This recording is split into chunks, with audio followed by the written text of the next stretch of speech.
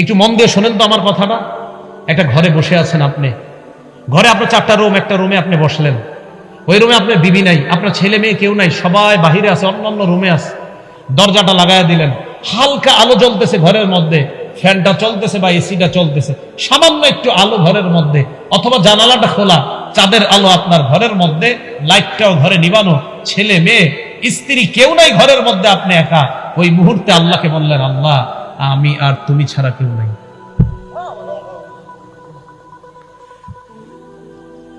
আল্লাহ আপনাকে মাফ করবে না, কারে করবে? আল্লাহ বলে, ইন্নাল্লাযীনা ইস্তাকবিরুনা আন ইবাদাতি, এই ইবাদত দ্বারা এখানে উদ্দেশ্য দোয়া। যারা আমার কাছে দোয়া করা থেকে অহংকার করে, ভাই অহংকারী হয়েন না, দোয়া করতে অহংকারী করে।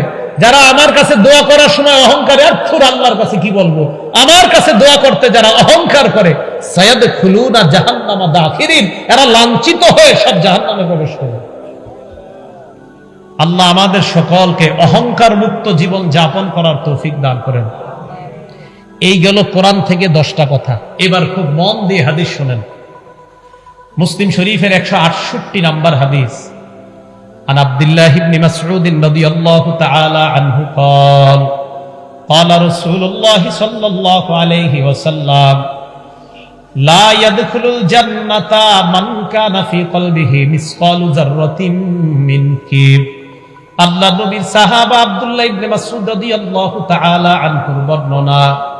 নবীজি সাল্লাল্লাহু আলাইহি ওয়াসাল্লাম বলেন, যেই ব্যক্তির অন্তরে সরিষার দানা পরিমাণ অহংকার থাকবে, ওই ব্যক্তি জান্নাতে প্রবেশ করবে না। নাউযুবিল্লাহ। সরিষার দানা পরিমাণ অহংকার থাকবে, সে জান্নাতে প্রবেশ করবে না। ভাই অহংকার ছেড়ে দিই আমরা।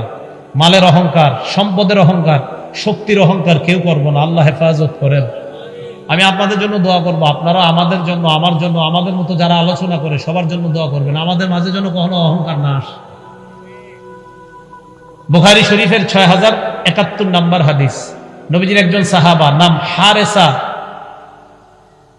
এই হারেসা রাদিয়াল্লাহু তাআলা আনহুর বর্ণনা। তার পুরা নাম হারেসা ইবনে ওয়াহাব আল খুজাই। عن حارثة ابن وهب الخزاعي رضي الله تعالى عنه عن النبي صلى الله عليه وسلم قال حارثة ابن وهب الخزاعي বলেন, আল্লাহ নবী বলেন, আলা উখবিরুকুম বিআহলিল জান্নাহ, এ মানুষ আমি কি তোমাদেরকে জান্নাতি কে ওই ব্যক্তির ব্যাপারে বলবো না? নবীজি বলেন, ওই ব্যক্তি জান্নাতি কুল্লু দাঈফিন মুতাদাঈফ, যে ব্যক্তি দুর্বল, সমাজের মধ্যে যাকে দুর্বল মনে করা হয়, সমাজের মধ্যে এক ব্যক্তি দুর্বল, যাকে দুর্বল মনে করা হয়, সমাজের অন্য মানুষ তাকে দেখতে পারে না অথবা তাকে গণায় ধরে না, কিন্তু ওই লোকটার আল্লাহর সাথে সম্পর্ক বড় চমৎকার। আজান দিলে লোকটাকে ঘরে পাওয়া যায় না, মসজিদে চলে যায়। এই লোকটাকে সমাজের মধ্যে তেমন গণ্য করা হয় না। আল্লাহ নবী কয়, তোমরা জানো না মরার পর এই লোকটার সাথে সাথে আল্লাহ জান্নাতের মেহমান। কুল্লু দাঈফ, দুর্বল, বিনয়ী, যাকে দুর্বল মনে করা হয়। এবার নবী কি বলে দেখেন, আলা উখবিরুকুম বিআহলিন নার, আমি কি তোমাদেরকে জাহান্নামীর ব্যাপারে বলবো না? কুল্লু উতুল্লিন জাওয়াজিন মুস্তাকবির, প্রত্যেক কর্কশ ভাষী, রূঢ় স্বভাবের অধিকারী, কর্কশ ভাষী, রূঢ় স্বভাবের অধিকারী, অহংকারী দাম্ভিক ব্যক্তি জাহান্নামে যাবে। নবীজি বলেন, প্রত্যেক রূঢ় স্বভাবের অধিকারী, কর্কশ ভাষী, যার ভাষা সুন্দর না, ভাষা শুনলেই কেমন যেন ভালো লাগে না, ভাষা শুনলেই মনে হয় আমারে মারতে আসতেছে। জাওয়াজিন মুস্তাকবির, অহংকারী ব্যক্তি, এই ব্যক্তির ঠিকানা হলো জাহান্নাম। বলেন নাউযুবিল্লাহ। এবার একটা হাদিস মন দিয়ে শোনেন। তিরমিজি শরীফের 2561 নম্বর হাদিস, 2561 নম্বর হাদিস। ক্বালা রাসূলুল্লাহ সাল্লাল্লাহু আলাইহি ওয়াসাল্লাম ইহতাজ্জাতিল জান্নাতু ওয়ান নার, আল্লাহ নবী বলেন, জান্নাত এবং জাহান্নাম ঝগড়া লাগছে। জান্নাত এবং জাহান্নাম ঝগড়া লাগার পর ক্বালাতিল জান্নাহ, জান্নাত বলল, ইয়াদখুলুনি আদ-দুআফা ওয়াল মাসাকিন, আমার মাঝে দুর্বল অসহায় মানুষগুলা প্রবেশ করবে।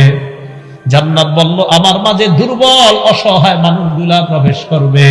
ওয়া ক্বালাতিন নার, জাহান্নাম বলল, ইয়াদখুলুনি আল জাব্বারুনা ওয়াল মুতাকাব্বিরুন, আমার মাঝে অহংকারীরা প্রবেশ করবে।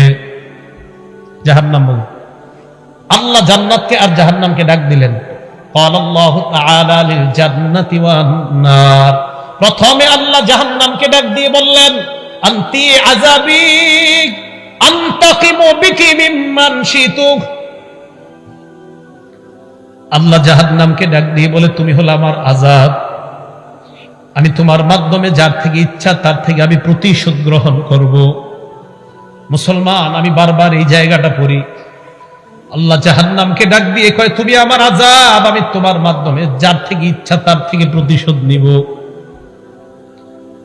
একবার চিন্তা করেন, এই কথা আমার আর আপনার ব্যাপারে যদি আল্লাহ বলে ফেলে,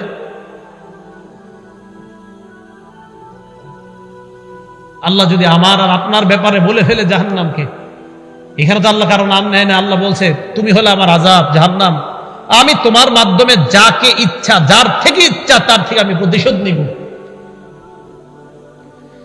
জান্নাতকে ডাক দিয়ে বললেন, আনতি রহমাতি আরহামু বিকি মান শিতু, তুমি হলো আমার দয়া, আমি তোমার মাধ্যমে যাকে ইচ্ছা তাকে দয়া করে তোমার মেহমান বানায় দিব।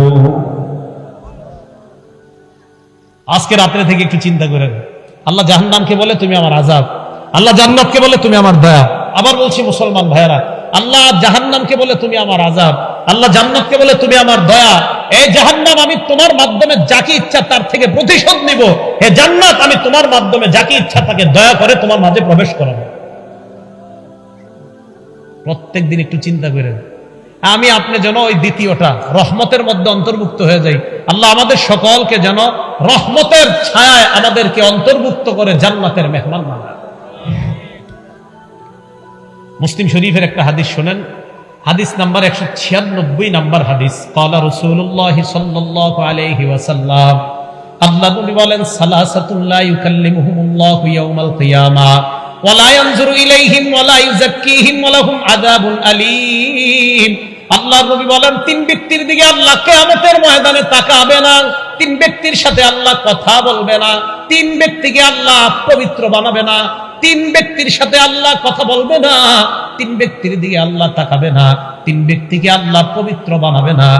এক নাম্বার শাইখুন জানিন, বৃদ্ধ বয়সে যেই বৃদ্ধ ব্যভিচার করে তার দিকে আল্লাহ তাকাবে না, তার সাথে আল্লাহ কথা বলবে না, এই ব্যক্তিকে আল্লাহ পবিত্র বানাবে না। এক নাম্বার শাইখুন জানিন, বৃদ্ধ বয়সে যে জিনা করে ব্যভিচার করে, বয়স হয়ে গেছে, ওই বয়সে যে জিনা ব্যভিচার করে তার দিকে আল্লাহ তাকাবে না, তার সাথে আল্লাহ কথা বলবে না, তাকে আল্লাহ পাক রব্বুল আলামিন পবিত্র বানাবে না।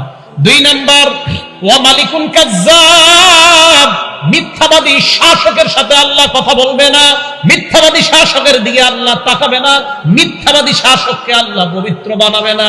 এ হলো দুই নাম্বার। তিন নাম্বার, ওয়া আইলুন মুস্তাকবির, অহংকারী দাম্ভিকের সাথে আল্লাহ কথা বলবে না, অহংকারী দাম্ভিকের দিকে আল্লাহ তাকাবে না, অহংকারী দাম্ভিককে আল্লাহ পবিত্র বানাবে না। একবার বিছানায় মাথা লাগায় চিন্তা করেন, আমার নাম যদি কিয়ামতের ময়দানে অহংকারী হয়ে যায়, আমার আল্লাহ আমার সাথে কথা বলবে না। আমার আপনার নাম যেন অহংকারী না হয়। আল্লাহ আমাকে আপনাকে এই সমাজকে অহংকার মুক্ত হয়ে, আমরা সবাই যেন অহংকার মুক্ত হয়ে কবরে যেতে পারি। আমি আপনি আমরা সবাই যেন জান্নাতে সবাই একসাথে আবার সাক্ষাৎ করতে পারি। আল্লাহ তৌফিক দান করেন। ভাই, অহংকার করা যাবে না। তাহলে বলেন তো, আবার প্রথম থেকে আসেন তো, কিবির কাকে বলা হয়? অহংকারের সাথে সত্যকে অস্বীকার করা। বলেন তো, কিবির কাকে বলা হয়? অহংকারের সাথে সত্যকে অস্বীকার করা। আল্লাহ আমাদের সকলকে সত্যকে স্বীকার করে মেনে নিয়ে আমরা যেন বিনয়ী হয়ে জান্নাতি মেহমান হতে পারে। আল্লাহ তৌফিক দান করেন। এবার আরেকটা হাদিস শোনেন, হাদিসটা মুসলিম শরীফের 5360 এবং 5361 নাম্বার হাদিস। নবীজি সাল্লাল্লাহু আলাইহি ওয়াসাল্লাম আজীব এক হাদিস শোনাইছে। ক্বালা রাসূলুল্লাহ সাল্লাল্লাহু আলাইহি ওয়াসাল্লাম, আল্লাহ নবী বলেন, বাইনামা রাজুলুন ইয়াতাবাখতারু ইয়ামশি ফি বুরদাইন, এক ব্যক্তি একদিন রাস্তায় হাঁটতেছে দুইটা দামি চাদর গায়ে দিয়ে। এই জায়গায় একটু বুঝেন, দামি চাদর গায়ে দেয়া দোষের না, অহংকার এসে যাওয়া দোষের। বড় বিল্ডিং বানানো দোষের না, অহংকার এসে যাওয়া দোষের। নেতা হওয়া দোষের না, অহংকার এসে যাওয়া দোষের। বিশাল বড় কোটিপতি হয়ে যাওয়া দোষের না, অহংকার এসে যাওয়া দোষের। কথাগুলো বুঝে মনে থাকবে তো? দামি কাপড় পরিধান করা এটা দোষের না, কিন্তু অহংকার এসে যাওয়া এটা দোষের। এক ব্যক্তি রাস্তায় হাঁটতেছে, কয়টা চাদর গায়ে? দুইটা দামি চাদর। তো নবীজি বলেন সে যখন হাঁটতেছে ইয়াত্তাবাখতারু, অহংকার করে হাঁটতেছে। ফাআজাবাতহু নাফসুহু, মনে মনে তার নিজের অনেক বড় মনে হইতেছে, আরে আমার মতো এরকম চাদর আর এই এলাকার কে গায়ে দিতে পারে? ভাই এই কথাটা একটু মন দিয়ে শোনেন। নবীজি কি বলে? খাসাফাল্লাহু বিহিল আরদ, ওই মুহূর্তে আল্লাহ তারে জমিনের নিচে দাফন করে দিস। নবীজি বলেন ফাহুয়া ইয়াতাজালজালু বিহা ইলা ইয়াউমিল কিয়ামা, শোনো আমার উম্মত, এই ব্যক্তি কিয়ামত পর্যন্ত মাটির নিচে যেতেই থাকবে, যেতেই থাকবে, শুধু অহংকার করার কারণে। এখনো আমরা অনেকে অহংকার করে রাস্তার মধ্যে হাঁটি, জানেননি কেন আল্লাহ ধরে না? কারণ নবীজি আল্লাহর কাছে দোয়া করছে, আমার উম্মতকে একবারে ধ্বংস করে দিয়েন না। ওই নবীর দোয়া বারবার আমাদেরকে বাঁচায় দেয়। না হয় যেইভাবে অহংকার সুলভ কথা হয়, কর্ম হয়, আল্লাহর নবীর দোয়া না থাকলে ওই অহংকারীদেরকে আল্লাহ পানির মধ্যে ডুবায় মাটির নিচে দাফন করে মারতেন। যেইভাবে অহংকার সুলভ কথা আর আচরণ করা হয়, আল্লাহ চাইলে পারতেন। নবীর দোয়ার কারণে সবাই বারবার বেঁচে যাচ্ছে। তাহলে এই হাদিস দ্বারা কি বুঝলাম দেখেন তো? দুইটা দামি চাদর গায়ে দিয়ে অহংকার করে হাঁটতেছে। তাহলে পোশাক, দামি পোশাক পরা কি নাজায়েজ? বুঝে নেই, দামি পোশাক পরা নাজায়েজ। নাজায়েজ কোনটা? অহংকার। বড় বিল্ডিং বানানো হালাল টাকা দিয়ে, এটা কি নাজায়েজ? নাজায়েজ কোনটা? অহংকার। কোটিপতি হালাল পন্থায় হওয়া কি নাজায়েজ? অহংকার হেসে যাওয়াটা। এবার তিরমিজি শরীফের একটা হাদিস শোনেন, 2492 নাম্বার হাদিস, 2492 নাম্বার হাদিস তিরমিজি শরীফের। ক্বালা রাসূলুল্লাহ সাল্লাল্লাহু আলাইহি ওয়াসাল্লাম, আল্লাহ নবী বলেন, ইহশারুল মুতাকাব্বিরুনা ইয়াওমাল কিয়ামাতি আমসাল আয-যুররি ফি সুওয়ারির রিজাল, কিয়ামতের ময়দানে অহংকারীদেরকে পিঁপড়ার মতো মানুষের আকৃতিতে উপস্থিত করা হবে। পিঁপড়ার মতো, পিঁপড়ার মতো অহংকারীদেরকে কিয়ামতের ময়দানে পিঁপড়ার মতো মানুষের আকৃতিতে উপস্থিত করা হবে। মানুষের আকৃতিতে উপস্থিত করার পর ইউসাকুনা ইলা সিজনিন ফি জাহান্নাম, অহংকারীদেরকে টানতে টানতে জাহান্নামের একটা জেলখানার দিকে নেওয়া হবে। ইউসাম্মা বুলাস, ওই জেলখানাটার নাম হলো বুলাস। বলেন কি নাম? জাহান্নামের একটা জেলখানা, নাম কি বলেন তো? এই বুলাস নামক জাহান্নামের দিকে কাদেরকে ডেকে নেওয়া হবে? টেনে নেওয়া হবে অহংকারীদেরকে। আবার বলছি, নবীজি বলেন অহংকারীদেরকে কিয়ামতের ময়দানে পিঁপড়ার মতো মানুষের আকৃতিতে উপস্থিত করা হবে। এরপর তাদেরকে টেনে নেওয়া হবে জাহান্নামের একটা জেলখানার দিকে, যে জেলখানাটার নাম কি? বুলাস। এই বুলাস নামক জাহান্নামে তাদেরকে রাখার পর ইউসকাউনা মিন উসারাতি আহলিন নার তিনাতিল খাবাল, এই অহংকারীদেরকে জাহান্নামীদের রক্ত এবং পুঁজ দেওয়া হবে পান করার জন্য। বলেন নাউজুবিল্লাহ। এদেরকে পান করার জন্য দেওয়া হবে কি? জাহান্নামের পুঁজ। পানি রাখেন, এটা নেন, চা অন্য কাউরে দেন। জাহান্নামীদের পুঁজ এবং রক্ত অহংকারীদেরকে দেওয়া হবে পান করার জন্য। জাহান্নামীদের পুঁজ এবং রক্ত। তাহলে এবার বলেন তো, জাহান্নামীদের, আল্লাহ আমাদের সকলকে দাম্ভিকতা, অহংকার মুক্ত জীবন করে, টাকার অহংকার, পয়সার অহংকার, অর্থের অহংকার, স্বর্ণ রূপার অহংকার, জামা কাপড়ের অহংকার, সব ধরনের অহংকার থেকে বেঁচে সামান্য পরিমাণ অহংকার মুক্ত হয়ে যেন আমরা কবরে যেতে পারি, আল্লাহ তৌফিক দান করুন।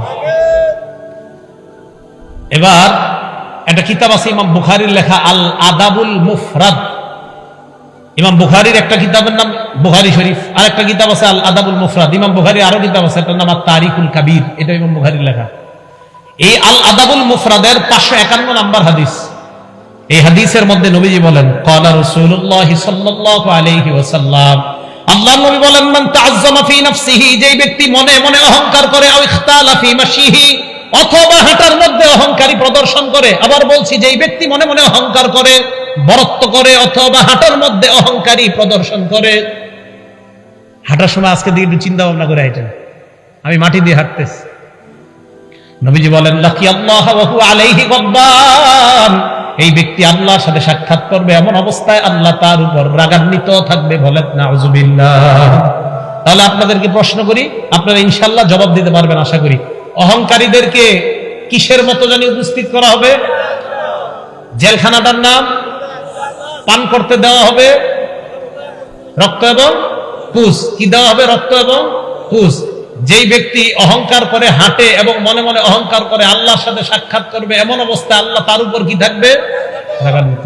এই তো মাশাআল্লাহ আপনাদের বুঝে আসছে, আল্লাহ তার উপরে রাগান্বিত থাকবে। এই গেল অহংকারের হাদিসের আলোচনা। অহংকার তিন প্রকার। বলেন অহংকার কয় প্রকার? তিন প্রকার। এক নাম্বার আত-তাকাব্বুরু আলাল্লাহ, আল্লাহর সাথে অহংকার করা। দুই নাম্বার আত-তাকাব্বুরু আলাল মুরসালিন, নবীদের সাথে অহংকার করা। তিন নাম্বার আত-তাকাব্বুরু আলান নাস, মানুষের সাথে অহংকার করা। এক নাম্বার আল্লাহর সাথে অহংকার করা, দুই নাম্বার রাসূলদের সাথে অহংকার করা, তিন নাম্বার মানুষের সাথে অহংকার করা। এক নাম্বার আল্লাহর সাথে অহংকারের দৃষ্টান্ত সূরা নাজিআতের 24 নম্বর আয়াতে আল্লাহ বলেন, আনা রাব্বুকুমুল আ'লা। ফেরাউন জনগণকে কয় আমি তোমাদের বড় খোদা। এই জায়গায় ফেরাউন কার সাথে অহংকার করতেছে? ফেরাউন কয় আমি তোমাদের বড় খোদা। আর একটা মজার উদাহরণ দিলে আপনারা বুঝবেন। সূরা বাকারা 258 নম্বর আয়াত। কারো ঘরে বাংলা কোরআন, বাংলা অনুবাদের কোরআন শরীফ যদি থাকে, বাংলা অনুবাদ সহ অথবা তাফসির আছে, সূরা বাকারা 258 নম্বর আয়াতের অনুবাদ আর তাফসির যদি বাংলা থেকে পড়ে নেবেন, খুব মজা পাবেন। আল্লাহ বলে, আলাম তারা ইলাল্লাযী হাজ্জা ইব্রাহিমা ফি রাব্বিহি আন আতাহুল্লাহুল মুলক। আপনি কি ওই ব্যক্তিকে দেখেন না যে ব্যক্তি ইব্রাহিম নবীর সাথে তার রবের ব্যাপারে ঝগড়া করছে? এই ব্যক্তি দ্বারা উদ্দেশ্য হলো নমরুদ। বলেন কে? চাটা খেয়ে ফেলেন, নষ্ট করেন না। আমি তো চা খাবো না ভাই, শুধু চা খেয়ে ফেলেন না। আল্লাহ পাক রব্বুল আলামিন বলেন, আপনি কি ওই ব্যক্তিকে দেখেন না? চা নষ্ট করেন না, কাউকে দিয়ে দেন। আপনি কি ওই ব্যক্তিকে দেখেন না যে ব্যক্তি ইব্রাহিম নবীর সাথে তার রবের ব্যাপারে ঝগড়া করছে? বলেন তো এই জায়গায় ওই ব্যক্তি দ্বারা কে উদ্দেশ্য? নমরুদ। এখন নমরুদ কি ঝগড়া করছে দেখেন। আন আতাহুল্লাহুল মুলক, আল্লাহ নমরুদকে রাজত্ব দিয়েছে। বিসমিল্লাহ, আল্লাহুম্মা লাকাল হামদু ওয়া লাকাশ শুকর। তো নমরুদকে আল্লাহ রাজত্ব দিয়েছে। এখন দেখেন ইব্রাহিম নবীর সাথে নমরুদের কথাবার্তা চলতেছে। ইব্রাহিম নবী কয়, আপনি নিজেরে কি মনে করেন? কয় আমি নিজেরে খোদা মনে করি। নাউজুবিল্লাহ, আসতে বলেন। ইব্রাহিম নবী কয় কিভাবে এটা মনে করেন? নমরুদ কয় তুমি যে তোমার আল্লাহরে আল্লাহ মনে করো, কিভাবে বলো? ইব্রাহিম নবী কয় আমার আল্লাহ ইউহয়ী ওয়া ইউমীত, আমার রব আমার আল্লাহ মানুষকে জিন্দা বানায়, জীবিত থেকে আবার মৃত্যু দান করে। নমরুদ কয় তাই নাকি? মানুষকে জীবিত বানাইলে আবার মৃত্যু দান করলে তাকেই বুঝি রব বলা হয়? ইব্রাহিম নবী কয় হ্যাঁ, তাকেই রব বলা হয়। নমরুদ দুই ব্যক্তিকে গ্রেফতার করছে, করার পর একজনকে নমরুদ হত্যা করছে, আরেকজনকে কিছুদিন বন্দী রেখে ছেড়ে দেয়। দেওয়ার পর ইব্রাহিম নবীরে কয়, এই যে আমি একজনকে জিন্দা করলাম, আরেকজনকে মারলাম, তার মানে আমিও রব। কথা বুঝে আসছে সবার? নমরুদ ইব্রাহিম নবীরে কয় তোমার রব কিভাবে? তো ইব্রাহিম নবী বললেন, রব্বিয়াল্লাযী ইউহয়ী ওয়া ইউমীত, আমার রব মানুষ জিন্দা করে, আমার রব মৃত্যু দান করে।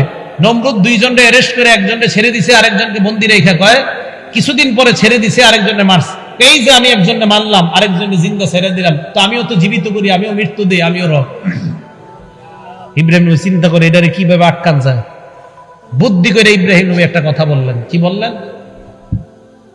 ইব্রাহিম নবী বললেন, তার মানে আপনি যদি রব হন, বুঝে নিলাম আপনি একজনকে জিন্দা ছেড়ে দিলেন, আর একজনকে আপনি মৃত্যু দিলেন। এবার আমি আপনাকে বলি, ফাইন্নাল্লাহা ইয়াতি বিশ-শামসি মিনাল মাশরিকি ফাতি বিহা মিনাল মাগরিব, আমার রব আল্লাহ প্রত্যেকদিন সূর্যটা পূর্ব দিক থেকে উঠায়, আগামীকাল আপনি পশ্চিম দিক থেকে উঠান। ফাবুহিতাল্লাযী কাফার, নমরুদ সাথে সাথে পরাজয় বরণ করে নেয়। আল্লাহু আকবার। তাহলে নমরুদ আল্লাহর সাথে অহংকার করে আল্লাহ হতে গিয়ে একজনকে ছেড়ে দিছে, আরেকজনের মাইরা কয় আমিও জীবিত করি, আমিও মৃত্যু দেই। ইব্রাহিম নবী কয় আল্লাহ তো পূর্ব দিক থেকে সূর্য উঠায়, আপনি একদিন পশ্চিম দিক থেকে সূর্যটা উঠায় দেখান। সাথে সাথে নমরুদ হেরে গেছে। নমরুদ আল্লাহর সাথে অহংকার করছে, শুধু এমন না, মক্কার কাফেররাও আল্লাহর সাথে অহংকার করছে। সূরা ফুরকানের 60 নম্বর আয়াত। আয়াতটা আমি বলছি না সেজদার আয়াত, আয়াত বললে আপনাদের সবার উপর সেজদা ওয়াজিব হয়ে যাবে, তাই আয়াতটা বলছি না, অনুবাদটা বলছি। আল্লাহ পাক রব্বুল আলামিন বলেন, যখন তাদেরকে বলা হলো তোমরা রহমানকে সেজদা করো, তারা বলল রহমান আবার কি? তারা কি বলল? রহমান আবার কি? আরে তোমার কথায় কি আমরা রহমানকে সেজদা দিব? এটা হতে পারে না। তারা আল্লাহর সাথে অহংকার করলো। অহংকার তিন প্রকার। এক নাম্বার আল্লাহর সাথে অহংকার করা। আল্লাহ আমাদের সকলকে এই জাতীয় কথাবার্তা যেগুলো আল্লাহর সাথে অহংকার হয়ে যায়, এগুলা বলা থেকে যেন বেঁচে থাকতে পারে, এই মুখকে হেফাজত করতে পারে, আল্লাহ তৌফিক দান করেন। 2 নাম্বার, রাসূলদের সাথে অহংকার করা। সূরা মুমিনুনের 47 নম্বর আয়াতে আল্লাহ বলেন, ফাকালু আনুমিনু লিবাশারাইনি মিসলিনা ওয়া কওমুহুমা লানা আবিদুন। মুসা নবী আর হারুন নবী দাওয়াত দেওয়ার পর ফেরাউন এবং তার সম্প্রদায় কয়, আনুমিনু লিবাশারাইনি মিসলিনা, আমরা কি আমাদের মতো 2জন মানুষের উপর ঈমান আনবো? এই মুসা এবং হারুনের সম্প্রদায় আমাদের দাস, আমাদের খেদমত করে, আমাদের গোলাম, আমরা আমাদের মতো 2জন মানুষের উপর ঈমান আনতে পারি না? বলেন নাউযুবিল্লাহ। সেম কথা কাফেররাও বলছে। কি বলছে জানেন? মুহাম্মদ মালি হাদার রাসূল ইয়াকুলুত তাআমা ওয়া ইয়ামশি ফিল আসওয়াক, এটা আবার কেমন নবী? এ খায়, আবার এই রাস্তায় হাঁটে, এ পানি পান করে, এ বাজারেও যায়, এটা আবার কেমন নবী? কাফেররা বলছে। তাহলে কাফেররা, ফেরাউন এবং তার অনুসারীরা মুসা আর হারুন নবীর উপর অহংকার প্রদর্শন করলো, ঈমান আনলো না। তা আমাদের মতো 2জন মানুষের উপর কেন ঈমান আনলো? 3 নাম্বার, মানুষের সাথে অহংকার করা। আল্লাহ আদমকে বানাইলেন, বানানোর পর ইবলিসকে বললেন সেজদা করো আদমকে। সূরা আরাফের 7-8 নম্বর আয়াতে, 11-12 নম্বর আয়াতে। তো সেজদা করার কথা বলার পর ইবলিস অস্বীকার করলো, আমি সেজদা করব না। আল্লাহ বললেন, ক্বালা ফাহবিত মিনহা, তুমি জান্নাত থেকে বের হয়ে যাও। ফামা ইয়াকুনু লাকা আন তাতাকাব্বারা ফিহা, জান্নাতের মধ্যে অহংকার করার কোনো অধিকার নাই। ফাখরুজ মিনহা ইন্নাকা মিনাস সাগিরিন, তুমি জান্নাত থেকে বের হয়ে যাও। জান্নাত অহংকার করার জায়গা না। এবার দুনিয়ার মধ্যে মিলান, বলেন তো জান্নাত কিসের জায়গা? না। ইবলিস অহংকার করার কারণে আল্লাহ কয় জান্নাতের মধ্যে অহংকার করার কোনো অধিকার নাই। মুসলমান, জান্নাত অহংকারের জায়গা না। অহংকার দিলের মধ্যে থাকলে ওই ব্যক্তিও জান্নাতে জায়গা পায় না। এই জন্য অহংকার মুক্ত হয়ে দুনিয়া থেকে যাওয়া, কারণ অহংকার জান্নাতে থাকার জায়গা না। আল্লাহ বলে দিলেন, ফামা ইয়াকুনু লাকা আন তাতাকাব্বারা ফিহা, ইবলিস, এই জান্নাত অহংকার করা শোভা পায় না, এটা অহংকার করার জায়গা না। অতএব এই আয়াত দ্বারা বোঝা যায় যারা অহংকার করবে এরা জান্নাতে থাকতে পারবে না, কারণ অহংকার জান্নাতে থাকার জায়গায় না। ভাই কথাগুলো বুঝে আসছে সবার? তাহলে অহংকার কয় প্রকার? 1 নাম্বার, কার সাথে অহংকার করা? আল্লাহর সাথে ফেরাউন অহংকার করছে, নমরুদ অহংকার করছে। 2 নাম্বার, রাসূলদের সাথে অহংকার করা, ফেরাউন তার সম্প্রদায়, মক্কার কাফেররা নবীদের সাথে অহংকার করছে। 3 নাম্বার, মানুষের সাথে অহংকার করা। এই অহংকার তাদের ব্যাপারে আল্লাহ বলেন, ইন্নাল্লাহা লা ইউহিব্বু কুল্লা মুখতালিন ফখুর, নিশ্চয়ই আল্লাহ প্রত্যেক দাম্ভিক অহংকারীকে পছন্দ করে না। আমরা সবাই যেন অহংকার মুক্ত ভাবে আমাদের হৃদয়গুলোকে সাফ করে, দিল থেকে অহংকার হিংসা পরিপূর্ণ সাফ করে আমরা পরিপূর্ণ খাঁটি মুমিন হয়ে যেন কবরে যাইতে পারি। আল্লাহ তৌফিক দান করেন। আমিন। ওয়া আখিরু দাওয়ানা আনিল হামদুলিল্লাহি রাব্বিল। আমরা কেউ যাব না, পাগড়ি দেওয়া হবে।